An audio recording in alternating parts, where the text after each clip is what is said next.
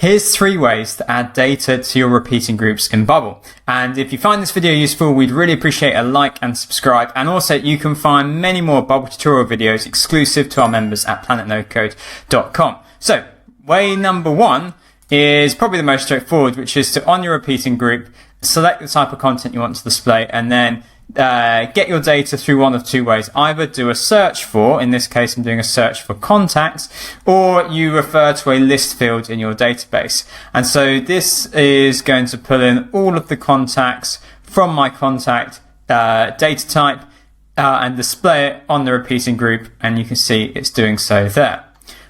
Route number 2 is that you can use a workflow, and this is particularly useful if you need to update the content in the repeating group. For example, the data source method can be useful for what do you want to display initially when the page loads. But what if I want to update it? For example, let's change this to update data, and let's add in a workflow. I'm just going to delete these. These are from a different demo. Whoops. That's from a demo about pagination on tables. So go and check that. That video is already live. But yeah, let's put data in through a workflow. So we can use element actions and we can say display list.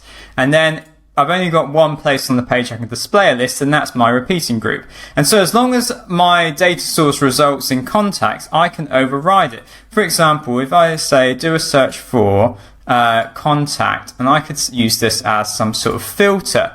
For example, I could say where first name is Jessica, and go back into my workflow. And so I could say where first name equals, then I'll right click on that to remove it, click in there, Jessica. So that's only going to return contacts where the first name is equal to Jessica. So if I refresh the page, my default loads in all of my contacts, and then if I say update data, I'm only going to get Jessica back. So that's route 2. Route 3 is that you can use conditional statements. So on my repeating group, I can say that, for example, when current user, no, that's not a good example. Let me think.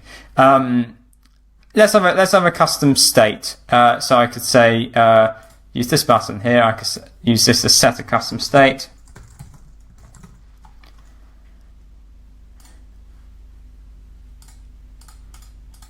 Delete those.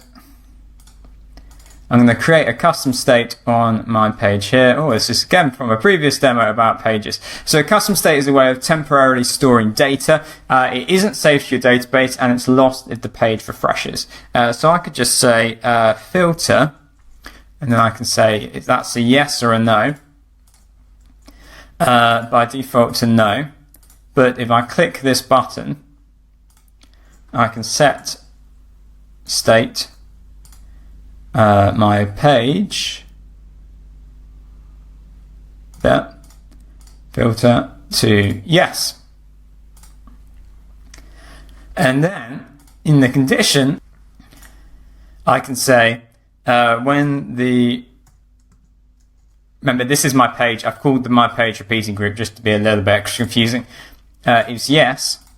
I can change my data source, and so this time I could say do a search for contact.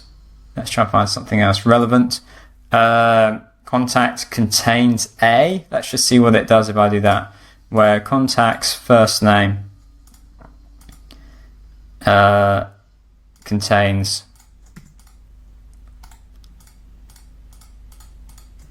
a. Honestly, not quite sure what that's going to do. Let's have a look.